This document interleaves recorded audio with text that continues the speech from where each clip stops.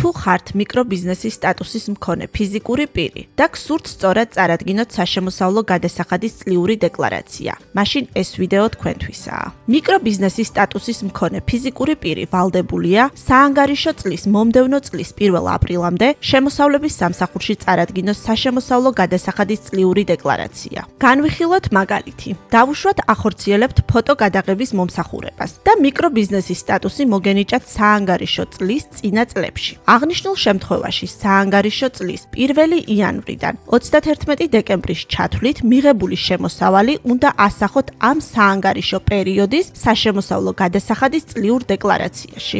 აღნიშნული საშემოსავლო გადასახადის წლიური დეკლარაცია შემოსავლების სამსახურში უნდა წარადგინოთ ყოველი წლის 1 აპრილამდე. განვიხილოთ მეორე მაგალითი. დავუშვათ მიკრობიზნესის სტატუსი მოგენიჭათ საანგარიშო წლის განმავლობაში, მაგალითად 20 ოქტომბერს.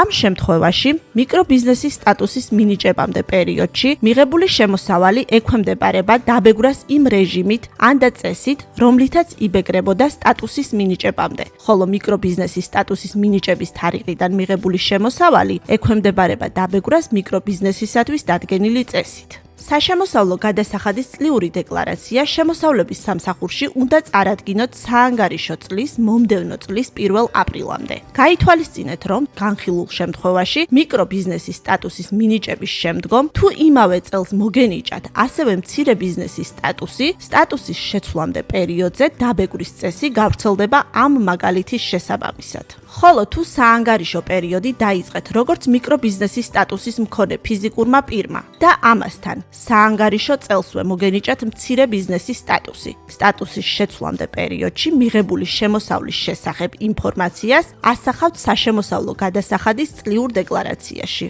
აღნიშნული საშემოსავლო გადასახადის წლიური დეკლარაცია შემოსავლების სამსახურში უნდა წარადგინოთ საანგარიშო წლის მომდევნო წლის 1 აპრილამდე. ამასთან ეს შემოსავალი ექვემდებარება დაბეგვრას მიკრობიზნესისათვის დადგენილი წესის შესაბამისად. საშემოსავლო გადასახადის წლიური დეკლარაციის შევსებას შეძლებთ თქვენი ელექტრონული გვერდიდან. ელექტრონულ გვერდზე შესასვლელად ეწვიათ შემოსავლების სამსახურის ვებგვერდს. დააწექით ღილაკს სისტემაში შესვლა. შეიყვანეთ მომხმარებელი, პაროლი და დააწექით ღილაკს ავტორიზაცია. სწრაფი ძებნის საშუალებით გახსენით აპლიკაცია დეკლარაციები. ჩამოსაშლელ მენიუში აირჩიეთ ყოველწლიური. აირჩიეთ საშემოსავლო გადასახადი. გადაამოწმეთ პერიოდი და გახსენით ახალი დეკლარაცია. დეკლარაციის შევსება დაიწყეთ მიკრობიზნესის სტატუსის მონიშვნით. მეორე გრაფაში მიუთითეთ მიღებული შემოსავალი, მაგალითად ფოტო გადაღების მომსახურებიდან მიღებული შემოსავალი 20,000 ლარი. მერვე გრაფის პირველ სვეტში მიუთითეთ ადგილობრივი თვითმმართველი ერთეულის დასახელება, მაგალითად თვითმმართველი ქალაქი თბილისი. მერვე გრაფის მეორე სვეტში ჩაწერეთ 0 და დააწექით დამატების ღილაკს. ასევე მეორე გრაფაში დაფიქსირებული თანხა მოცემულ შემთხვევაში 20,000 ლარი ასახეთ დეკლარაციის პირველ გვერდზე. მესამე ნაწილის მე-15 გრაფაში. გთხოვთ გაითვალისწინოთ, დეკლარაციის გასაგზავნად აუცილებელია შეავსოთ დანართი D, სესხების აღრიცხვა. ხოლო იმ შემთხვევაში თუ არ გიფიქსირდებათ ამ დანართით მოთხოვნილი ინფორმაცია, გთხოვთ გააკეთოთ შესაბამისი მონიშვნა. შევსების ბოლო ეტაპზე დეკლარაციის ზედა მარჯვენა კუთხეში დააწექით ღილაკს შედეგი. დააწექით ღილაკს გადაგზავნა. თუ დარწმუნებული ხართ, რომ დეკლარაციაში სრულად გაქვთ შეტანილი ინფორმაცია, დაეთანხმეთ გამოსულ ფანჯარას, რის შემდეგაც სისტემა გამოიტანს შეტყობინებას დეკლარაციის წარმატებით გადაგზავნის შესახებ.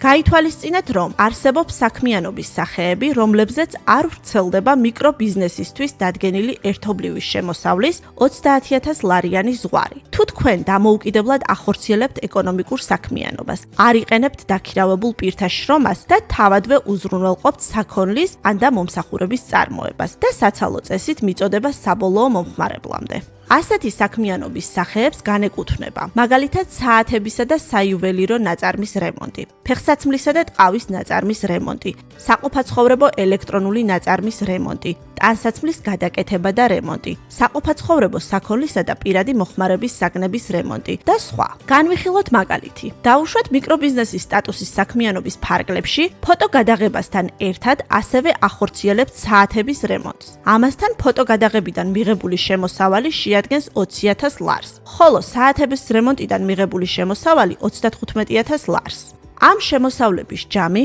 55,000 ლარი უნდა ასახოთ დეკლარაციის მეორე გვერდზე, დანართი 100 მეორე გრაფაში. ამასთან საათების შეკეთებიდან მიღებული შემოსავალი მოცემულ შემთხვევაში 35,000 ლარი უნდა ასახოთ მეოთხე გრაფაში, სადაც ფიქსირდება მიკრობიზნესის სტატუსის საქმიანობის ფარგლებში მიღებული ისეთი სახის შემოსავლები, რომლებზედაც არ ვრცელდება მიკრობიზნესის სტატუსისთვის დადგენილი ბრუნვის 30,000 ლარიანი ზღვარი.